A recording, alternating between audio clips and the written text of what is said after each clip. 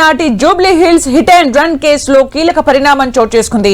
ఈ ఘటన జరిగినప్పటి నుంచి పరారీలో ఉన్న బోధన్ మాజీ ఎమ్మెల్యే షకీల్ కుమారుడు రాహెల్ లొంగిపోయాడు. 2022లో జూబ్లీ హిల్స్ రోడ్ నెంబర్ 45లో జరిగిన వివాదాస్పద హిట్ అండ్ రన్ కేసులో రాహెల్ ప్రధాన నిందితుడిగా ఉన్నాడు. 2022లో జూబ్లీ హిల్స్ రోడ్ నెంబర్ 45 వద్ద జరిగిన ఘోర రోడ్డు ప్రమాదంలో ఒకరు ప్రాణాలు కోల్పోగా మరికొందరు గాయపడ్డారు.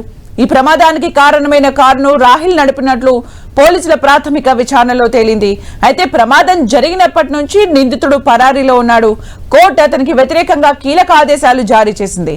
ఇక తప్పనిసరి పరిస్థితుల్లో ఆయన పోలీసుల ఎదుట లొంగిపోయాడు. జూబ్లీ హిల్స్ పిఎస్ కు వచ్చిన రాహిల్ ను అదుపులోకి తీసుకున్నారు. తదుపరి విచారణ కోసం కోర్టులో హాజరుపరచనున్నారు.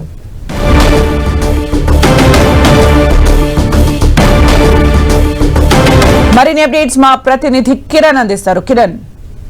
సుమిత్ర, 2022లో అటు జూబ్లీహిల్స్ పోలీస్ పరిధిలో చోటు చేసుకున్న ర్యాష్ డ్రైవింగ్ లో చిన్నారి ప్రాణాలు తీసిన బోధన్ మాజీ ఎమ్మెల్యే షకీల్ కుమారుడు ఎట్టకేలకు జూబ్లీహిల్స్ పోలీస్ ఎదుట లొంగిపోయినట్టుగా మనం చెప్పుకోవాల్సి ఉంది. 2022లో Jubilee Hills road number 45 hit and run case నమోదైంది. ఒక చిన్నారి ప్రాణాన్ని బలి తీసుకున్నాడు. ఈ ఘటనలో 7 ఏళ్లలోపు చిన్నారికి సంబంధించి కూడా మృతిపోయింది. మరొక ఇద్దరికి తీవ్రంగా ఉంది. ఆ తర్వాత కూడా ఇతడు దుబాయ్ పారిపోయాడు. కోర్టు ఆదేశాల మేరకు కూడా లొంగిపోవాలని చెప్పాడు. దీంతో పాటు 2023 అప్పటి ప్రజాభవన్ ఎదుట బారికేట్లను గుద్దిన ఘటన సంబంధించి కూడా పంజగుట్ట పిఎస్ లో కేసు నమోదైంది. కానీ ఈ కేసుకు సంబంధించి కూడా అప్పుడు సిఐ దుగ్గారావు అతన్ని పక్కకు తప్పించి మరొక వ్యక్తిని పెట్టించే ప్రయత్నం చేసి ఈ ఘటనలో అప్పటి సీఏను కూడా సస్పెండ్ చేశారు అప్పటి ఉన్నతాధికారులు. ప్రస్తుతానికి అయితే ఎట్టకేలకు జూబ్లీహిల్స్ కేసుకు సంబంధించి ఇటువంటి కేసులో కోర్టు ఆదేశాల మేరకు